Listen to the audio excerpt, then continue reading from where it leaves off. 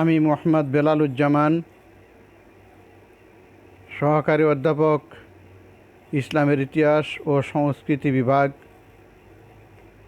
বিল হালতি ত্রিমোহনী honours college, Dangapara, Singra, Natore. আজকে online ক্লাসে আমি ইসলামের ইতিহাস প্রথম পত্রের হযরত মুহাম্মদ সাল্লাল্লাহু আলাইহি সাল্লামের মদিনা জীবনের শুরু, মদিনার সনদ ও ইসলামী রাষ্ট্র গঠন সম্পর্কে আলোচনা করব। হযরত মুহাম্মদ সাল্লাল্লাহু আলাইহি সাল্লাম মদিনায় এসে একটি মসজিদ নির্মাণ করেন। এটি মসজিদে নববী নামে পরিচিত। আল্লাহ তাআলার ইবাদত বন্দেগী ছাড়াও ইসলাম প্রচার, সামাজিক ও রাজনৈতিক কার্যক্রম পরিচালনার জন্য এই মসজিদ থেকেই তিনি দায়িত্ব পালন করতেন। তিনি মদিনায় এসেই সর্বপ্রথম সকল সম্প্রদায়ের লোকজনকে নিয়ে তিনি ঐক্যবদ্ধ করেন। ইহুদি, খ্রিস্টান, পৌত্তলিক ও মুসলমানদেরকে নিয়ে একটি সাধারণ জাতি গঠন করেন। এই জাতির নাম হলো মদিনাবাসী, কমন নেশন বা সাধারণ জাতি। বিভিন্ন সম্প্রদায়ের ধর্মের মধ্যে সৌহার্দ্য এবং সম্প্রীতি স্থাপনের লক্ষ্যে সমস্ত জাতিকে ঐক্যবদ্ধ করার জন্য তিনি একটি সাধারণ জাতি গঠন করেন। এই জাতি মদিনাবাসী নামে পরিচিত ছিল। তারপরে তিনি মদিনাকে ইসলামী প্রজাতন্ত্র ঘোষণা করেন এবং জাতি ধর্ম নির্বিশেষে সকলের ধর্মীয় স্বাধীনতা, মৌলিক অধিকার এবং নাগরিক অধিকার নিশ্চিত করার জন্য একটি লিখিত সংবিধান প্রণয়ন করেন।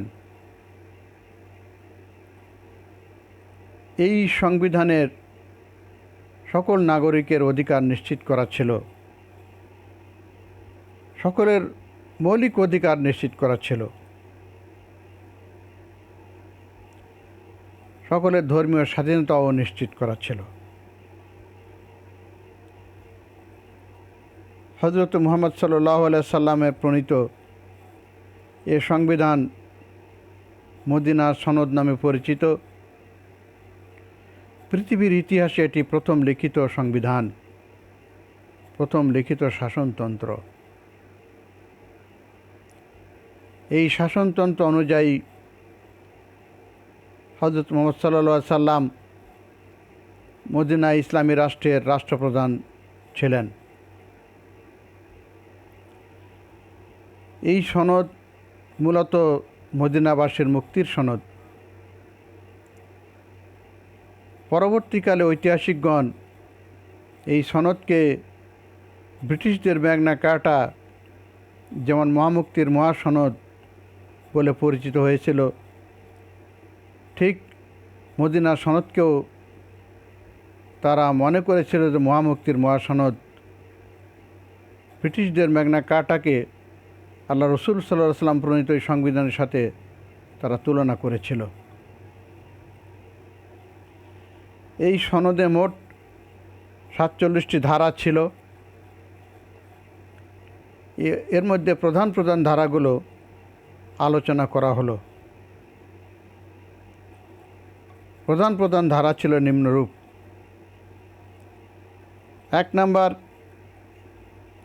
মদিনা সনদের স্বাক্ষরকারী ইহুদি, খ্রিস্টান, পৌত্তলিক ও মুসলমানগণ সমান সমান নাগরিক অধিকার ভোগ করবে এবং সকলে মিলে একটি সাধারণ জাতি গঠন করবে, কমন নেশন গঠন করবে। 2, হযরত মুহাম্মদ সাল্লাল্লাহু আলাইহি সাল্লাম নবগঠিত প্রজাতন্ত্রের রাষ্ট্রপ্রধান হবেন। পদাধিকার বলে তিনি প্রধান সেনাপতি ও প্রধান বিচারপতি হবেন। 3, ইহুদি, খ্রিস্টান, পৌত্তলিক ও মুসলমানগণ পূর্ণ স্বাধীনভাবে নিজ নিজ ধর্ম পালন করবে। কেউ কারো ধর্মে হস্তক্ষেপ করতে পারবে না। 4, সনদের স্বাক্ষরকারী কোনো সম্প্রদায় কুরাইশদের সঙ্গে কোনো প্রকার সন্ধি করতে পারবে না। মদিনাবাসীদের বিরুদ্ধে কোনো ষড়যন্ত্রে লিপ্ত হবে না।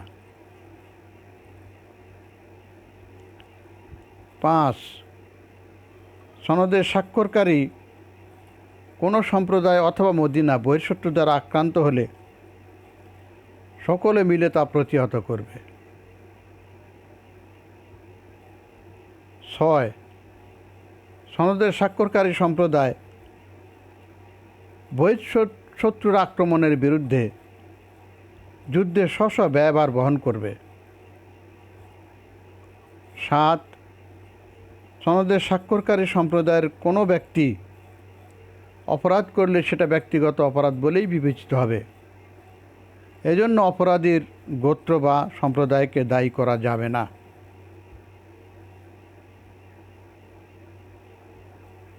8, মদিনা শহরকে পবিত্র ঘোষণা করা হলো। রক্তপাত, হত্যা, বলাৎকার এবং অন্যান্য অসামাজিক কার্যকলাপ চিরতরের জন্য নিষিদ্ধ ঘোষণা করা হলো।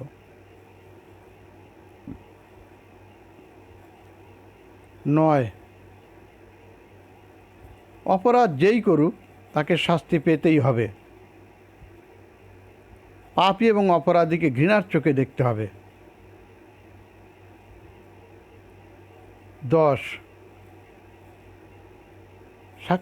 স্বাক্ষরকারী সম্প্রদায়ের মধ্যে কোনো বিরোধ দেখা দিলে সেটি চূড়ান্ত মীমাংসার জন্য হযরত মুহাম্মদ সাল্লাল্লাহু আলাইহি সাল্লামের রায়ের উপরে সকলকে নির্ভর করতে হবে। 11,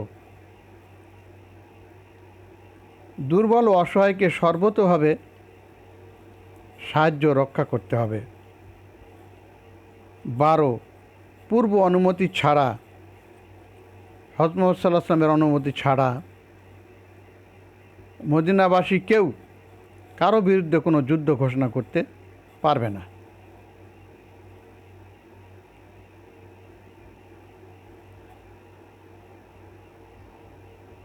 13, ইহুদিদের মিত্ররাও সমান নিরাপত্তা ভোগ করতে পারবে, সমান নিরাপত্তা ও স্বাধীনতা ভোগ করবে। ইহুদিদের সাথে যারা মিত্রতা বন্ধনে আবদ্ধ হবে তারাও। 14, সনদের শর্ত ভঙ্গকারীদের উপর আল্লাহর অভিশাপ বর্ষিত হবে। এই ছিল প্রধান প্রধান ধারাগুলো। এই ধারাগুলোর মাধ্যমে মূলত মদিনাকে একটি ইসলামী রাষ্ট্র গঠন করা হয়, মদিনাকে একটি ইসলামী প্রজাতন্ত্র ঘোষণা করা হয়। আর সেই প্রজাতন্ত্রের রাষ্ট্রপ্রধান হলেন হযরত মুহাম্মদ সাল্লাল্লাহু আলাইহি ওয়াসাল্লাম নিজেই। সেখানে যে সংবিধান প্রণয়ন করা হয়, এই সংবিধানের আলোকে আইনের দৃষ্টিতে সবাই সমান, সকলের নাগরিক অধিকার নিশ্চিত করা হয়।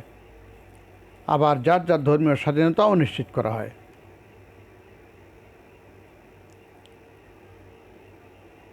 সকলের যাবতীয় মৌলিক এবং নাগরিক অধিকার নিশ্চিত করা হয়। যুদ্ধ, শান্তি, নিরাপত্তার ক্ষেত্রে সবাই ঐক্যবদ্ধভাবে যাতে ভূমিকা রাখতে পারে সেটাও নিশ্চিত করা হয়।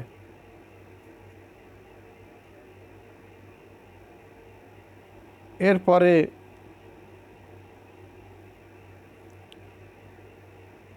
মদিনা ইসলামী রাষ্ট্রের সকল নাগরিকের নাগরিক সুবিধা একের পর এক মানুষ সুফল ভোগ করতে থাকে। মদিনায় যদি অন্যান্য ধর্মাবলম্বী লোকজন ছিল, তারা নাগরিক অধিকার এবং পূর্ণাঙ্গ স্বাধীনতা ভোগ করত।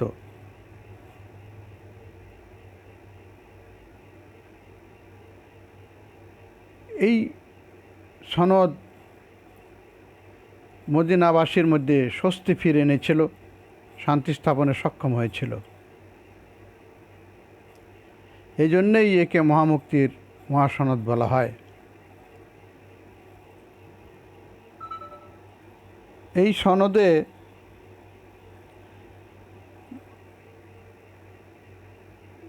নিয়ে বিশেষভাবে আলোচনা করলে কয়েকটি বৈশিষ্ট্য লক্ষ্য করা যায়। প্রথমত হলো ইসলামী রাষ্ট্র গঠন। হযরত মুহাম্মদ সাল্লাল্লাহু আলাইহি সাল্লাম মদিনার সনদের উপরে ভিত্তি করেই ইসলামী রাষ্ট্রের বুনিয়াদ প্রতিষ্ঠায় সচেষ্ট হন। মদিনায় বসবাসকারী সকল সম্প্রদায়ের মধ্যে আন্তর্জাতিক মানের এই চুক্তি মদিনার সনদ নামে পরিচিত এবং পৃথিবীর ইতিহাসে এটি প্রথম লিখিত শাসনতন্ত্র।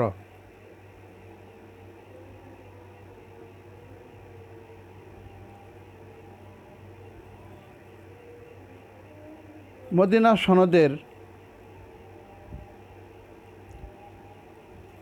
সনদের আরেকটি বৈশিষ্ট্য হলো এটি শুধু ইসলামের ইতিহাসে নয়, সারা বিশ্বের ইতিহাসে এটি অত্যন্ত গুরুত্বপূর্ণ। কেননা এই সনদের মাধ্যমেই শান্তি, সাম্য, ঐক্য, ভ্রাতৃত্ব প্রতিষ্ঠিত হয় এবং এর ভিত্তিতেই মদিনা একটি ইসলামী রাষ্ট্রের প্রতিষ্ঠা হয়। আধুনিক যুগে একটি কল্যাণ রাষ্ট্রের জন্য যেসব মৌলিক প্রয়োজন হয়, আজ থেকে 1400 বছর আগে প্রণীত এই সনদে তার সবই ছিল। এজন্যই এই সনদকে পৃথিবীর ইতিহাসে সর্বপ্রথম লিখিত শাসনতন্ত্র বলা হয়।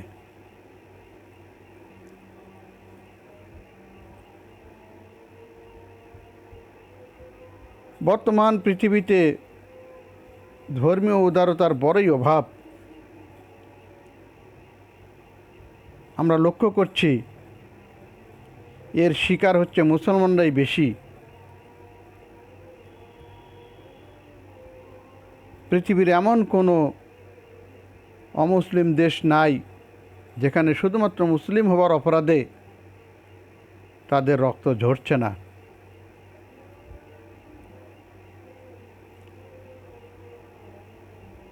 আবার ধর্মীয় তথা নৈতিকতার চর্চা না থাকার কারণে বিভিন্ন মুসলিম দেশেও দুষ্ট লোকের হাতে শিষ্ট লোকেরা নানা রকম ভয়াবহ জুলুম নির্যাতনের শিকার হচ্ছে।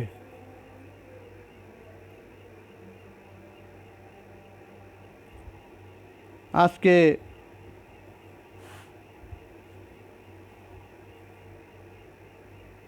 মদিনার সনদের মাধ্যমে একটি বিরল দৃষ্টান্ত প্রতিষ্ঠিত হয়েছে বিশ্ববাসীর সামনে। পৃথিবীবাসী মদিনার সনদের পরে আর কোনো এই ধরনের জনগণের জানমাল, ইজ্জতের, নিরাপত্তার গ্যারান্টি সম্বলিত সংবিধান দেখাতে পারেনি। মদিনায় যেটা সম্ভব হয়েছিল, এই সনদ মুসলমান অমুসলমান সকল সম্প্রদায়ের মধ্যে পূর্ণ ধর্মীয় স্বাধীনতা সহ সকল প্রকার মৌলিক মানবিক ও নাগরিক অধিকার নিশ্চিত করেছিল। এ বিধান মানবিকতা, মহানুভবতা ও ধর্মীয় সহিষ্ণুতার একটি বিরল দৃষ্টান্ত। মদিনায় আশ্রয়প্রাপ্ত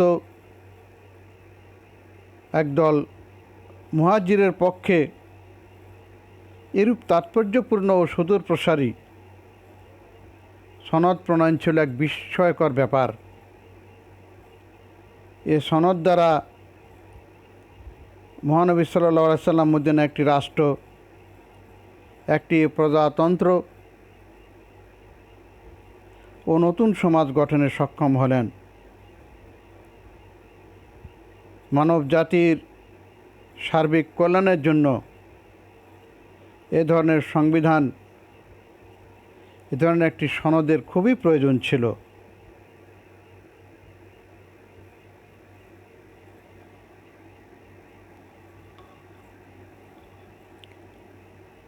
বর্তমান হানাহানি, রক্তপাত, বিশৃঙ্খলা, প্রতিহিংসার এই মহাবিশ্বে বিশ্বের দিক তাকালে আজকে বোঝা যায় যে মদিনার সনদের গুরুত্ব কত গভীর। বিখ্যাত ঐতিহাসিক দার্শনিক জর্জ বার্নার্ড শ বলেছিলেন,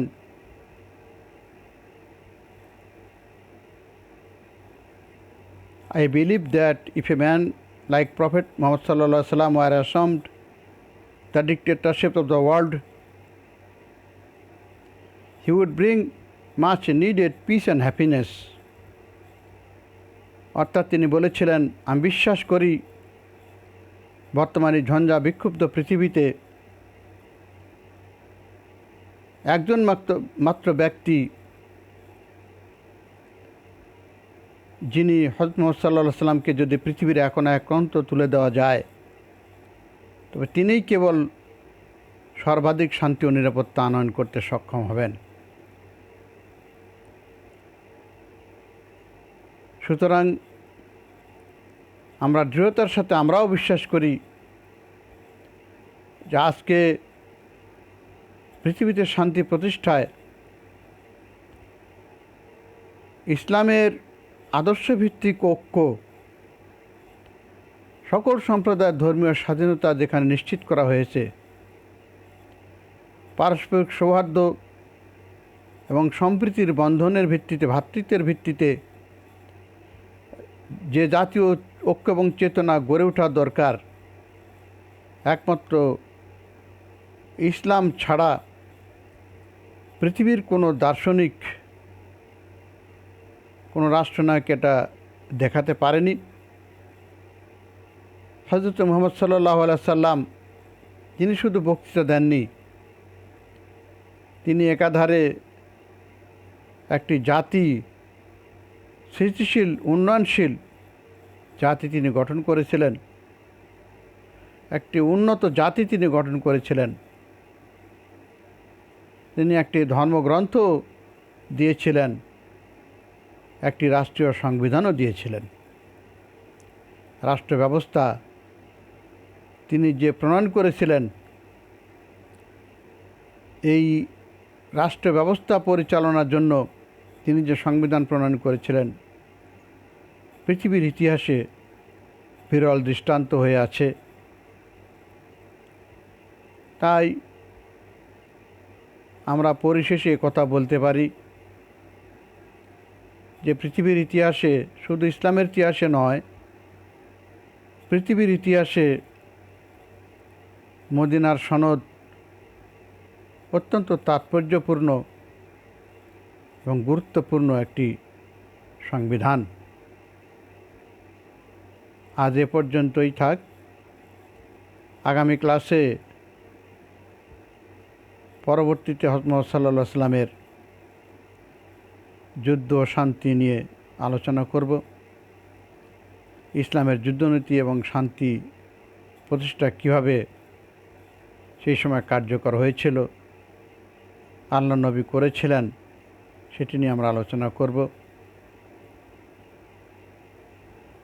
আজ এ পর্যন্তই। সকলের সুস্বাস্থ্য এবং দীর্ঘায়ু কামনা করে আমার কথা এখানেই শেষ করছি।